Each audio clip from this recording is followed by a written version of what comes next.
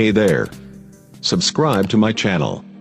And also press this bell icon, so you never miss any new updates, cause whenever we upload new video you will get a notification on your phone. Shipmaster's compliance with port regulations and conduct of vessel. All vessels will also comply with the instructions received, either visually or orally or through the agent, from the harbor master, and must, on no account, approach or lie at any part of the company export and marine facility without the assistance of a company pilot. Pilotage is compulsory within the port limits. Master of the vessel, its officers and crew when approaching and berthed at company export and marine facility must comply at all times with the port regulations and any other requirements officially promulgated by the harbor master or the company in order to ensure the safety of personnel, vessels, jetties and installations, etc. Responsibility for the safe operations on board the vessel within the danger zone rests with the master of the vessel. The master or the officer of the watch shall take appropriate corrective action when infringement on board the vessel or associated with it of any of these regulations are brought to their attention. Where corrective action is not taken within a reasonable time, the company may take necessary measures to rectify the infringement. The master, on observing infringement of these conditions by the company, shall bring these to the notice of the loading master. The master may have all operations stopped where there is immediate threat to the safety of the vessel from any action or equipment under the control of the company. A. Exchange of information before berthing. Essential information should be exchanged before berthing. Such information may include draft and trim of the vessel, tug assistance, any leakage that might affect loading, unloading or cause pollution, flange dimensions, mooring line requirements, method of communication used during mooring, berthing, etc. Pilot/master information exchange and operational checklist is appended at Appendix 12. B. Exchange of information on berthing. There must be an adequate exchange of information between the master of the vessel and the company immediately after berthing in order to ensure that all port, company and any other regulations are known and will be observed while alongside. Joint signatures must be obtained on behalf of the vessel and the company to a safety checklist and any other documents affecting fire and safety. All berthing documents are appended at Appendix 12, including safety conditions, agreement on smoking places and ship/shore safety checklist. C. Inspection. The company loading master and any authorized representative of the company's Export and Marine Operations Group or HSE Group has the right to board the vessel alongside the company marine facility to ensure that the fire and safety regulations are being observed. D. Hazardous areas, also called danger zone. The following areas, vessels are classed as hazardous areas, also called danger zones. 1. The whole of the single-point mooring terminal, the vessel made fast alongside and an area within a radius of 300 meters of any point from the above location, together with all the water enclosed within the area. 2. All vessels and craft within the danger zone. 3. Any areas or facilities, which the company may from time to time declare to be hazardous area. All industry safety rules, safety regulation and safety measures, including these fire and safety regulations, must be observed within the danger zone. Also see under Chapter 1, Classification, Item 1C- Classification by Area. E. Mooring. All vessels must be adequately secured alongside the berths, onshore and offshore, in the correct position at all times with efficient moorings. The moorings must be properly tended and kept taut to the satisfaction of the terminal staff. If self-tensioning winches are fitted, these must be put on manual brake whilst the vessel is alongside the terminal. As per the latest port regulations coming in force from July 1, 2003, at least 8 moorings are required for all tankers. For tankers below 75,000 dwt, at least 5 should be wires. For other bigger tankers and LPG vessels of any size, at least 8 wires are required. High modulus synthetic ropes may be used as a substitute or in a combination with wires, without mixing moorings. Additionally, 2 more moorings of any type to be kept standby for bad weather situations. F. Anchors. No vessel must lie alongside any berth with an anchor on the bottom. Should anchors be used during berthing operations, they must be weighed, lifted, home on completion of securing alongside. G. Emergency towing lines, fire wires. Any vessel lying alongside a company terminal must provide fire wires of size and length in accordance with the latest company regulations, for towing purposes in case of any emergency, forward and aft, as near as possible to the extremities of the vessel. The inboard end of the fire wires must be made fast to the vessel's biss and the outboard eye to be maintained at, or near the water level at all times. H. Gangway. Every vessel must provide, rig and tend a safe gangway for access to and from the vessel. When the vessel's deck is higher than 3 meters above the landing, a safety net must be rigged on the gangway, accommodation ladder. A life buoy with not less than 15 fathoms, 28 meters, of lifeline attached must be positioned on the vessel near the gangway, ladder. I. Warning flag and light. Whilst loading, discharging, each vessel will fly by day where it must be easily seen, the International Code flag letter B.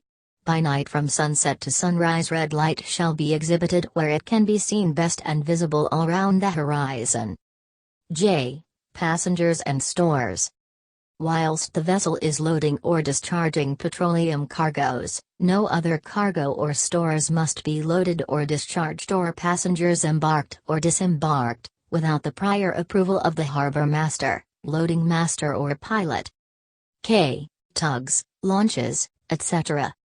No tugs or unauthorized launches are allowed alongside the vessel while loading or discharging operations are in progress unless authorized by the harbor master, loading master or pilot. L. Supervision. A responsible member of the Export and Marine Operations Group must be on duty at all times when a vessel is loading or discharging at a company loading facility. His location and telephone number must be provided to the responsible ship's officer and to any company operative attending the loading, discharging. Valves, gauges, etc., single-point mooring, or any other terminal may be operated or their operation authorized only by a responsible member of Export and Marine Operations Group. M. Emergency shutdown. Any emergency shutdown must be authorized by a responsible member of the Export and Marine Operations Group in collaboration with the responsible officer of the vessel. Such other team as may be concerned with the loading, discharging operations at the time, must be informed immediately of the action taken. N. State of readiness of vessels alongside. The main engines, other essential machinery and personnel of the vessel alongside must be maintained in a state of readiness for vacating the berth at short notice. Immediately prior to arrival at company marine facilities, the vessel's fire hoses must be prepared and connected to the fire main, one forward and one aft of the vessel's manifold. Unless the vessel is adequately equipped with fire monitors, then hoses are not required to be laid out. The vessel's fire pump shall be on standby condition and ready for immediate operation. Portable fire extinguishers of a suitable type shall be conveniently placed for use near the vessel's manifold. O. Incidents. In the event of an incident which warrants cessation of loading, discharging operations, the vessel's manifold valves and at least one tank filling valve must be left open to facilitate hose draining prior to activating quick-release hose coupling, in preparation for unberthing. 5.2 Fires, lights, torches and smoking. A. Fires galleys. The use of oil or open fires on vessels in the hazardous areas is permitted only with the approval of the Export and Marine Operations Group and jointly agreed with the master of the vessel on the Agreement on Smoking Places and Galley Fires, see Appendix 12. B. Lights, wandering leads, loose electrical cords, torches, walkie-talkies, etc. Lamps, torches, portable UHF/VHF transceivers, walkie-talkies, and any other portable battery-operated equipment must be of a type approved and marked or covered by a certificate issued by a recognized classification authority and approved by kOC, Export and Marine Operations Group. Portable domestic radios, photographic flash equipment, portable electric calculators, mobile phones, pagers and other battery-powered equipment of a non-approved type must not be used within the company export and marine facilities or on the tank deck of the vessel within the marine facilities, except with the special written authorization of the responsible terminal staff. Small personal battery-powered items such as watches and miniaturized hearing aids are not significant ignition sources when correctly used and are permitted to be worn under normal working conditions. Any equipment not complying with these regulations is to be deposited with the gatekeeper at the north or south pier control posts or at the craft operations office at Small Boat Harbor. Wandering leads, loose electrical cords for portable equipment, must not be used on the company facility or on board the vessel alongside during cargo operations. Should it become necessary to use equipment with wandering leads on company facility or on board the vessel alongside during cargo operations, such equipment must not be used without an appropriately authorized company work permit. While such equipment is being used, appropriate precautions as laid down in EGOT must be observed. C. Smoking. The carrying of matches and lighters is prohibited within company facilities or on board the vessel. Shore personnel must leave any means of ignition or non-safety equipment with the entrance security personnel. Ship's personnel must leave such items on board the vessel. Smoking within the export and marine facilities is permitted only in approved smoking places. Smoking is permitted on vessels within the hazardous area only in approved inside accommodation areas specifically agreed jointly by the Export and Marine Operations Group and the master of the vessel on the agreement on smoking places and galley fires. In agreeing the location of smoking places on the vessel while alongside, special note should be taken of conditions that may suggest danger such as of wind, or any indication of usually high gas concentration. Multilingual no smoking notices must be prominently displayed at all entrances to hazardous areas and also within view of the vessel lying at the company facility. D. Electrical storms. During electrical storms in the vicinity of the vessel, the handling of volatile petroleum, loading non-volatile petroleum into non-gas-free tanks, ballasting of non-gas-free tanks, inert gas purging, tank cleaning or gas freeing after the discharge of such cargoes should be stopped and all tank openings and vent line valves closed. E. Hot work. Hot work must not be carried out on the company facility or anywhere on board the vessel during handling of volatile petroleum, loading non-volatile petroleum into non-gas-free tanks, ballasting of non-gas-free tanks, inert gas purging, tank cleaning or gas freeing after the discharge of such cargoes. 5.3 Loading/discharging operations. A. Hoses. Flexible hoses must be examined visually before each hosing up operation commences. Any hose showing signs of damages must not be used and is to be removed as soon as possible from the ready-use hose stowage. The complete life history of each length of hose must be recorded in the appropriate register showing the dates of all full examinations, tests and repairs carried out on them in addition to any incidents which may have caused undue strain or suspected damage. Test pressure should be carried out in strict compliance with the OSMF, Oil Company International Marine Forum, recommendations. B. Handling, lifting and suspending cargo hoses. Hoses must be handled with care and protection is to be provided at any point where chafing or rubbing might occur. Hoses must not be dragged or rolled in a manner which twists the body of the hose. Hoses should not be allowed to come in contact with hot surfaces. Lifting bridles and saddles must be used and steel wires must not be used in direct contact with the hose cover. Hoses must be supported at a number of places so that they are not bent to a radius less than that recommended by the manufacturer. Excessive weight on the ship's manifold should be avoided and adequate support given to the hoses when connected to the manifold. C. Flexible hose connection. Flexible hoses must be examined visually before each hosing up operation commences. Any hose showing signs of damages must not be used and it to be removed as soon as possible from the ready-use hose stowage. The complete life history of each length of hose must be recorded in the appropriate register showing the dates of all full examinations, tests and repairs carried out on them in addition to any incidents which may have caused undue strain or suspected damage. Test pressure should be carried out in strict compliance with the OSMF, Oil Company International Marine Forum, recommendations. D. Loading arms. The operation of loading arm installations should be fully understood by operators to ensure they are used within the design limitations. Operators must ensure that the vessel's manifolds are maintained within the operating envelope during all stages of loading and discharge.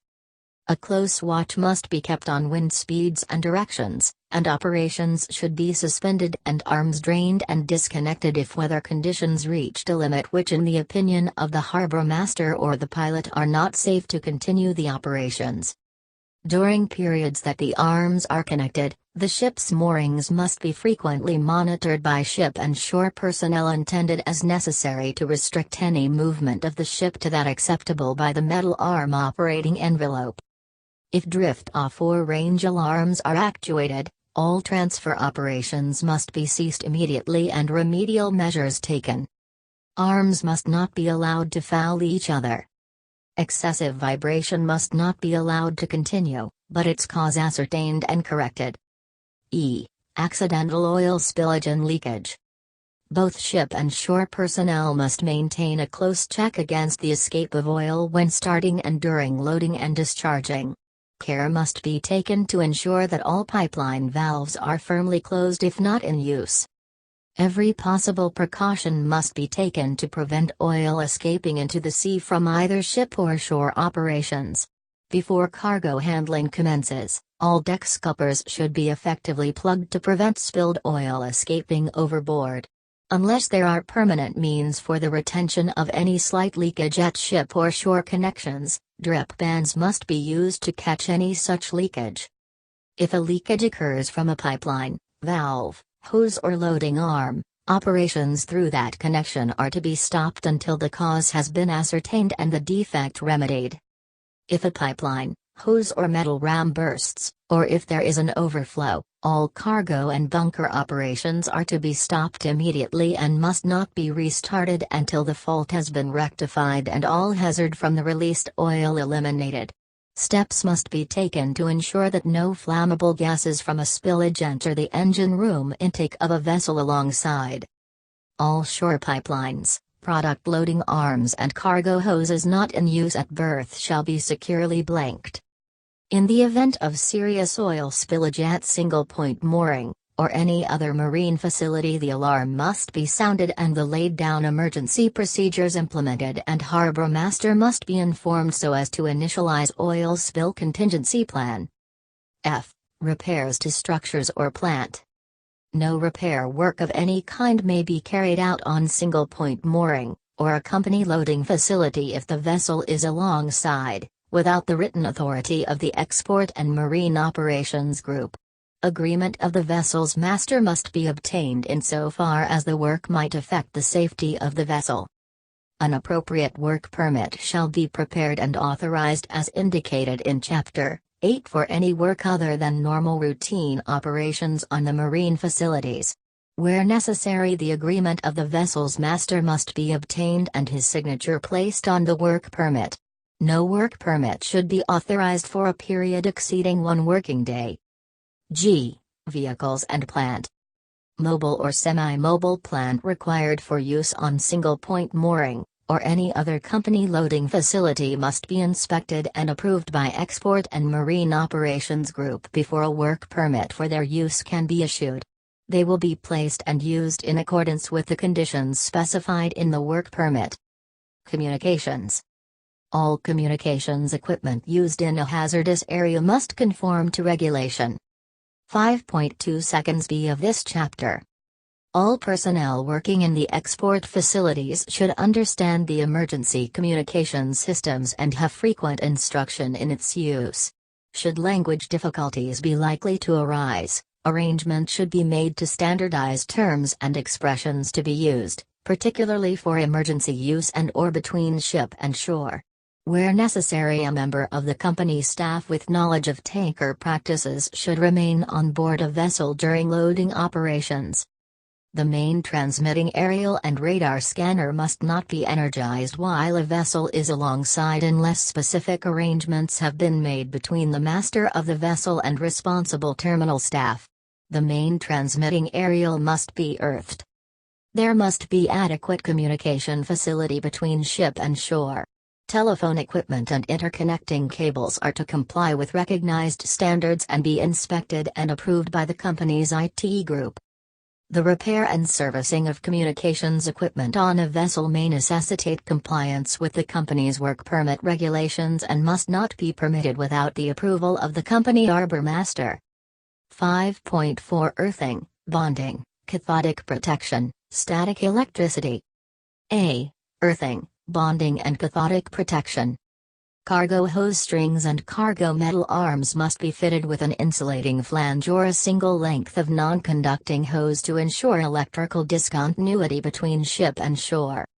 When handling static accumulator oils, all metal on the shore side of the insulating flange or the non-conducting hose must be electrically continuous to the jetty earthing system, and all metal on the seaward side must be electrically continuous to the ship.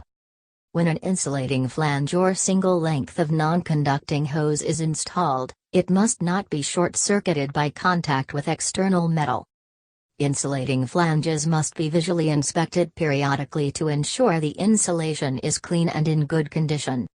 The switching off of a cathodic protection system, or impressed current system, on the shore or on the ship is not a substitute for the installation of an insulation flange or length of non-conducting hose.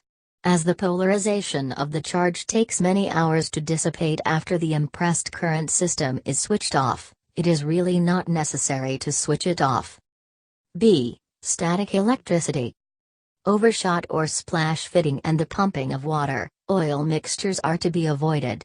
Loading and discharge pumping rates and flow velocities are to conform strictly to manufacturer's specification for the hose or as per KNPC specification for the loading arm. No conductive probes or floating conductive objects are to be lowered into tanks or compartments. No metallic objects such as sample cans, gauging tapes, thermometer, etc., shall be lowered into a tank or compartment during or for a period of 30 minutes after all pumping into or circulating within the tank has stopped. Where filters on shore are used between shore and ship, a relaxation time of 30 seconds shall be allowed. 5.5 Procedure in case of fire or other incident in export facilities. A. Immediate action by shore and sea island personnel. In case of fire, dangerous occurrence or accident within the export facilities, the company harbor master and fire team must be informed immediately. Fire alarm signals should be sounded as follows. Sea island and single point mooring terminals, the continuous sounding of the company general alarm system. On a vessel alongside, blasts of the ship's siren or whistle, each blast of not less than 10 seconds duration and continued for at least 1 minute, and to be supplemented by the sounding of the company general alarm system. Fire, fighting or other appropriate action must be undertaken, using available local equipment, by all available hands under the control of the senior-most shore official present. Fire, fighting personnel will deploy equipment to control the fire. During the disconnection of loading hoses or arms and when a vessel is being removed from the berth, fire extinguishing equipment will be concentrated at strategic points from where it will be possible to minimize the risk of fire spreading during these operations. B. Information to be given. Information should be passed to products pump station, tank farm control and LPG storage control. See action to be taken by products pump station. All duty deck officers of vessels alongside at the location of the incident should be informed of the situation and the action, if any, they should take. If the sea island and/or a single-point mooring terminal is involved, as soon as practicable, the Amati Control Room and Bergan Fire Station on 22,222, 22,221, 66,669 or 3,986,373 should be informed and given a brief report of the situation, the action being taken and what help, if any, is needed.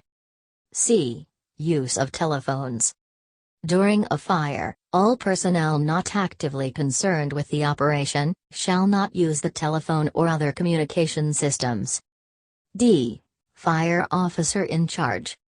Immediately an alarm has been sounded, Bergan Fire Station to be informed, and fire officer from fire team will proceed to the single point mooring, or any other terminal from which the alarm originated, and take charge of firefighting operations. He will maintain close liaison with the senior marine official present or any other senior officials, that is ship's master or company's marine operations team leader. E. Suspension of loading.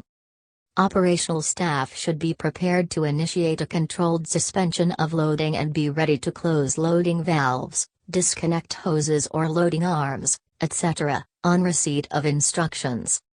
5.6 Procedure in case of fire on board a vessel alongside. In the event of any fire on board a vessel alongside, loading operations, to the vessel involved and to all other vessels on berths at the location involved should be suspended immediately until the hazard is over. Designated personnel should stand by to unberth or give any other assistance necessary.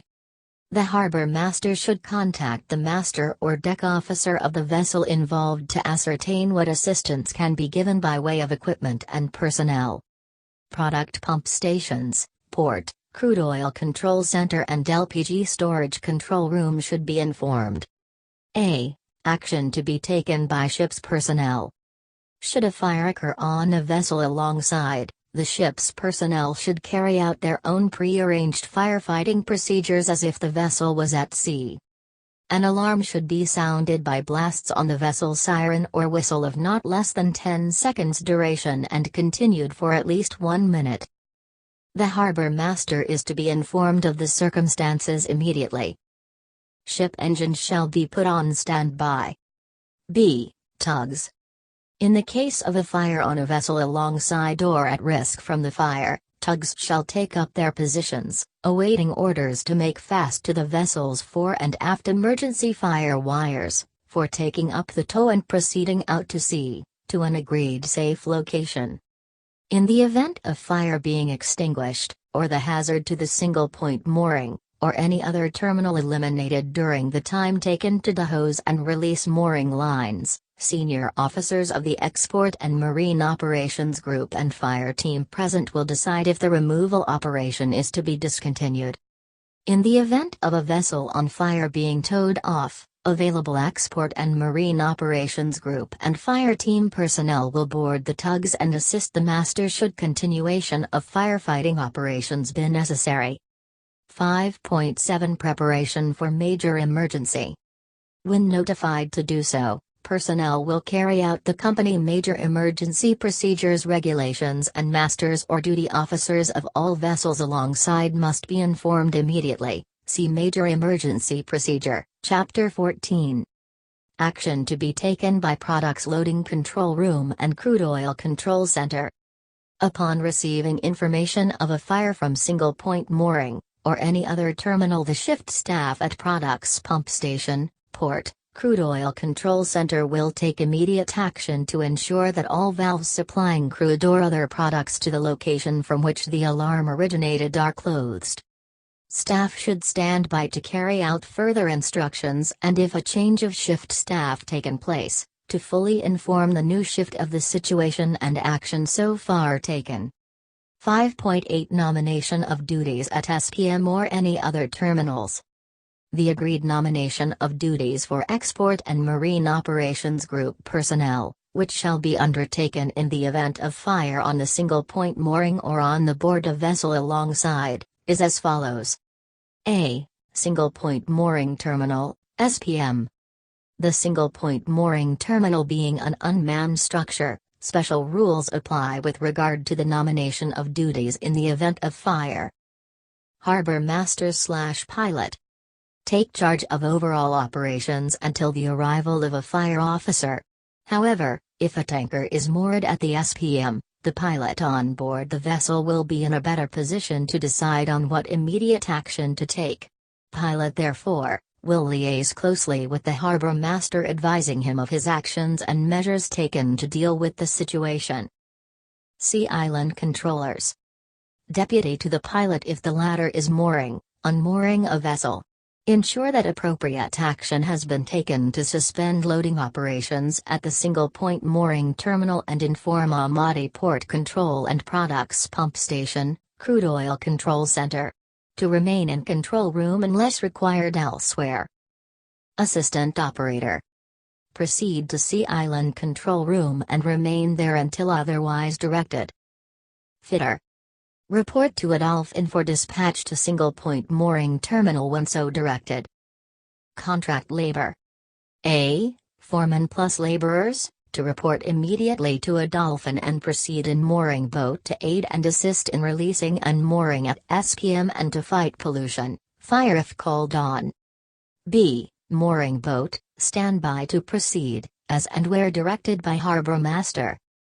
B. Sea Rescue Procedure.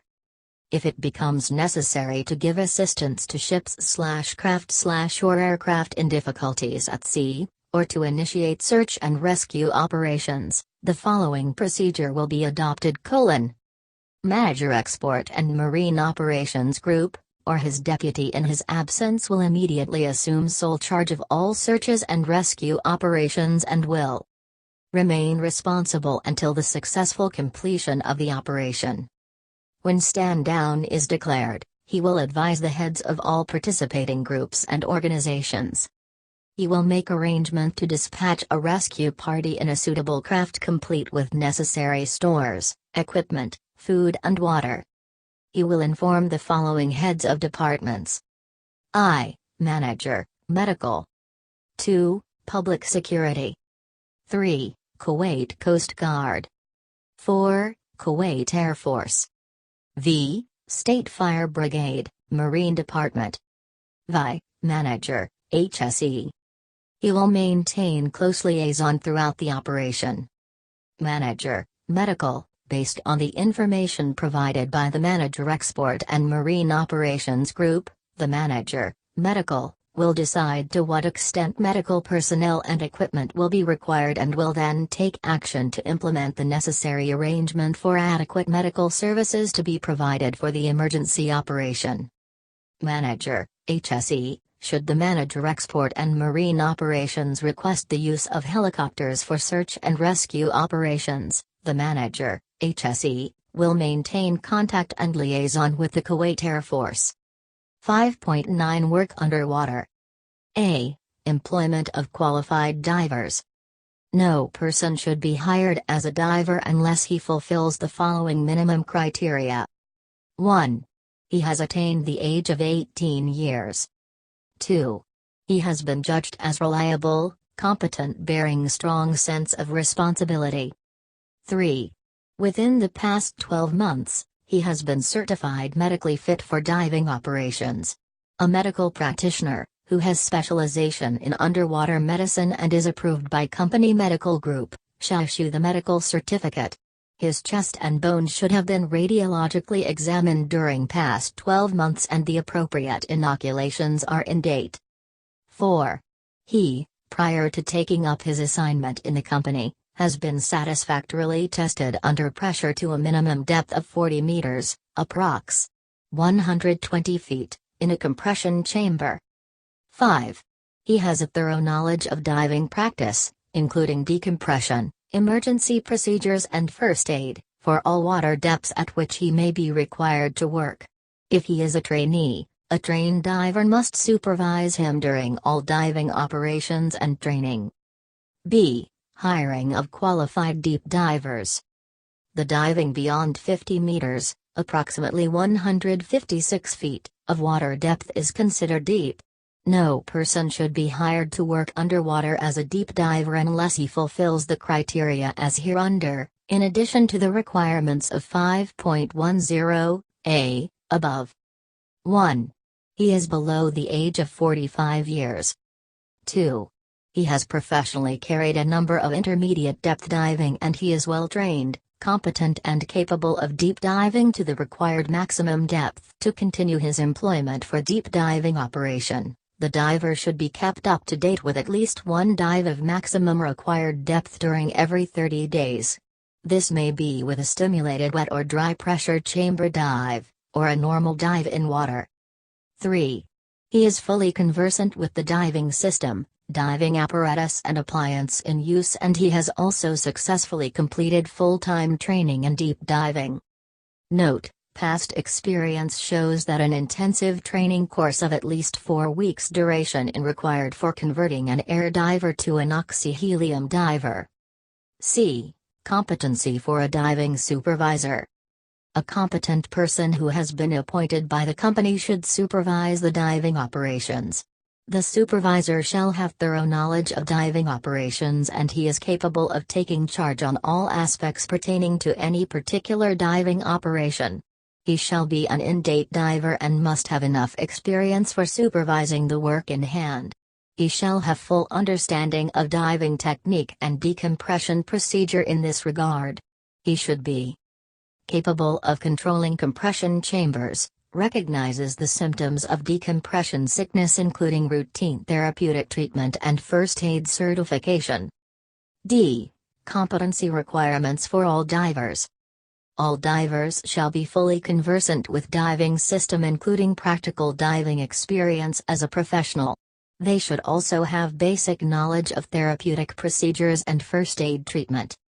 The divers must be thoroughly conversant with all salient aspects of diving operations, some of which are summarized hereunder. 1. Determining the working pressure including the relevant survey requirements for high-pressure cylinders as per manufacturer's detail and material specification. 2. The calculation of endurance of compressed air cylinders. 3. The stripping, inspection, maintenance and reassembly of scuba equipment. 4. The operation and simple maintenance of low-pressure and high-pressure compressors including its application to supply low-pressure air for surface demand equipment and high-pressure air for cylinder charging. 5.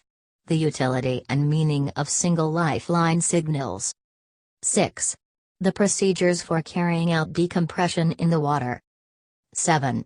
The competent use of scuba in depths down to 40 m, approx. 120 feet, in open water. The term competent implies the ability to jump into the water wearing full equipment from a height not less than 1 m, 3 feet, conduct a search on the bottom in conditions of nil visibility, use a compass as an aid for navigation, share on scuba. 8. Unit with a companion for 2 minutes, this entailing removal, clearance and replacement of the mouthpiece, remove the scuba, leave it on the bottom and perform a free ascent from shallow depths to the surface taking all necessary precautions to avoid the risk of burst lung and air embolism. E. Additional requirements for helmet divers, standard diving. Helmet divers should 1. Understand the theoretical applications of air supply volume requirements to the helmet and the dangers of inadequate ventilation. 2. Be competent in the use of helmet diving equipment. The term competent implies the ability to walk to a ladder when properly dressed, remains on the ladder for 5 minutes without interruption of air supply, descends into the water, conducts a circular search in bottom conditions of nil visibility and in at least 0.6 m, approximately 2 feet, of mud or soft silt, works on a platform or other suitable object that is at least 3 m, approximately 10 feet, clear of the bottom. 3. Be familiar with the care and maintenance of the equipment, particularly the functioning of the inlet and outlet valves. 4. Have used standard equipment to the maximum required depths, at least once every 30 days. F. Additional requirements for divers using scuba, semi-closed or closed circuit. Divers using semi-closed circuit breathing equipment or closed circuit breathing equipment should 1. Understand the principles and dangers involved in the operation of this equipment. 2. Be able to recognize the signs and symptoms of oxygen deficiency and carbon dioxide poisoning, including its cause and remedial actions. 3. Be familiar with causes and effects of oxygen deficiency in the counterlung. 4. Understand the reasons for varying gas mixtures, its flow rates, different proportions and types of gases. 5. Be competent in the use of scuba, including ability to strip, inspect, maintain, assemble and function test. To continue as a professional diver, he must use scuba at least once every 30 days to a depth of not less than 20 m, approx. 65 feet. 6. When using high-pressure oxygen, he should be aware of the potential fire hazards and the precautions measures for its handling and storage. G. Additional requirements for surface diving - demand breathing apparatus. Special care is required due to possibility of prolonged dives. H. Out of practice qualified diver. A qualified diver, who has not carried out any form of diving during the period of 12 months, must be carefully supervised until he conforms to the standard of proficiency as required for a Class 3 diver. If the diver was previously holding a high status, that is diver, Class 1 or 2 license, and demonstrates a high standard of ability and fitness during supervision period, he may regain his former status if the supervisor feels that the diver has again reached the required standard. I. Diving responsibilities. 1. Rigging Supervisor. A. The rigging supervisor who undertakes a diving operation must ensure compliance with national regulations and other recognized diving safety regulations. B. The rigging supervisor is responsible for nominating a competent supervisor for every diving operations, including arrangement of qualified divers to undertake the work. C. The rigging supervisor will give detailed instructions to the nominated supervisor, ensuring that diving operations are conducted in a proper and safe manner. These instructions should be made available to the client as well as to the national authorities if it is requested. The rigging supervisor should prescribe the regulations, diving tables and therapeutic tables, to be used, and explain the principle involved. He should elaborate the diving technique to be followed along with adequate information about all the equipment to be used. The rigging supervisor should specify the arrangements for obtaining medical advice or assistance. D. The rigging supervisor will provide proper plant and equipment for the diving operation. He will ensure that such plant and equipment is tested in accordance with regulations and manufacturer's instructions applicable to it. He should develop a procedure for equipment preparation and maintenance relevant to the task in hand. E. The competent diving authority shall arrange the medical examination for divers as required by national regulations. F. An up-to-date register detailing fitness tests and certification records of individual diver shall be kept by medical group, while the diver continues in kOC employment. The diver or the concerned medical practitioner will have access to the individual record, and the same should be handed to the diver when he leaves the company employment. G. kOC must be in possession of the diver's current medical register before offering him employment in the company. If the diver fails to produce the current register, kOC may open a new medical register for the diver after confirming the required fitness certification prior to employment offer. The diver should apply for a fresh medical register when the existing one is full and further entry is required. H. In the event of an urgent diving operations before a medical practitioner trained in underwater medicine has examined the diver, the medical examination may be made and other medical practitioner duly approved by company medical group can issue fitness certificate. 2. Supervisor. A. The supervisor will be responsible for practical control over diving operations and should authorize to assume such responsibility. B. The supervisor shall be responsible for the safety of those involved in the operation during entire period of diving and decompression. C. When operating from an offshore installation, the supervisor and his team will come under the overall authority of installation management. The similar criteria apply when diving operation is taken up from a ship. D. The supervisor shall ensure the availability of a competent team comprising divers and supporting personnel.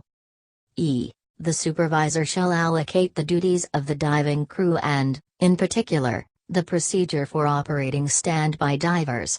While allocating the divers, the supervisor must be satisfied that they possess not only a valid medical fitness certificate but also, in his opinion, they are fit to dive at the time operation starts.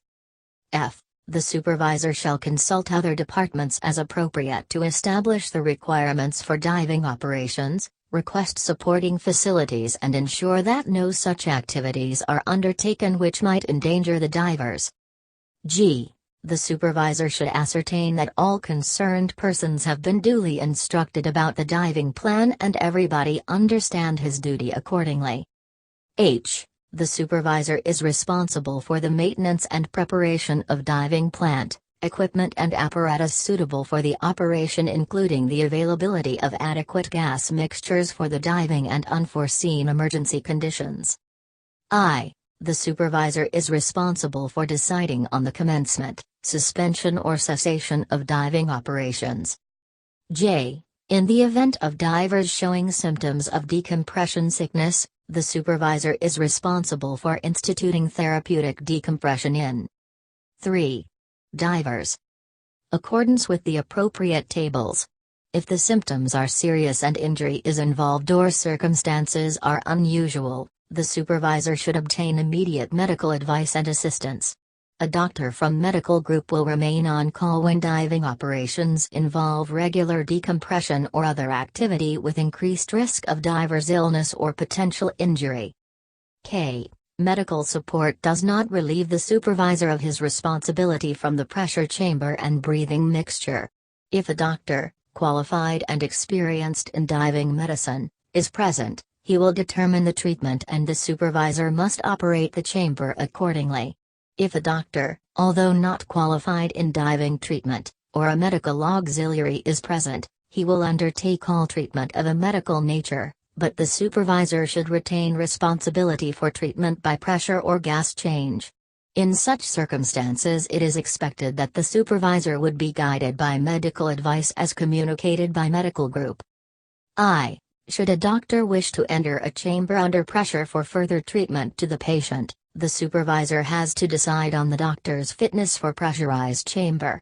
Whenever practicable, a doctor should be accompanied by a diver during compression and decompression. The supervisor is also responsible for the accurate recording of all dives, including therapeutic recompression and decompressions. M. The supervisor is responsible for the proper recording of the maintenance and testing of diving equipment in accordance with company instructions in this regard. N. If the supervisor is incapacitated, his duties will be undertaken by a similar competent person available. A. The diver shall comply with the company regulations other than those of recognized diving safety rules in this regard. Any defect in the plant or equipment must be immediately reported to the supervisor. B. It is the diver's responsibility to keep himself fit for the work he undertakes. He should inform the supervisor if he has any doubt on his fitness or suitability, whether temporary or permanent, for the work in hand. The diving operations are teamwork, and a failure on any part may endanger others. C. The diver shall be responsible for his personnel equipment and must carry out the pre-dive preparation and test of his breathing apparatus. If he finds any fault in the equipment or considers it inadequate for the task, he must report it to the supervisor, who should investigate and take corrective action. D. Every diver shall report for medical examination as required by the company regulations. The divers who wear dentures shall remove them prior to commence diving to avoid possible complications in the event of difficulty. E. All diving equipment or equipment for use underwater by divers, or to support divers working underwater, shall conform to the standards laid down by any national diving regulations and those laid down by recognized codes of safe diving practice. F. The principal codes of safe diving practice are Syria Underwater Engineering Group Principles of Safe Diving Practice. British Naval Diving Manual, U.S. Navy Diving Manual, Sieb Gorman and Company Limited, Diving Manual and Instructions to Divers. Please give comment and suggestions. Thank you. Subscribe our YouTube channel and hit the bell icon for more updates. Thank for visit our channel. See you next class. Thank you.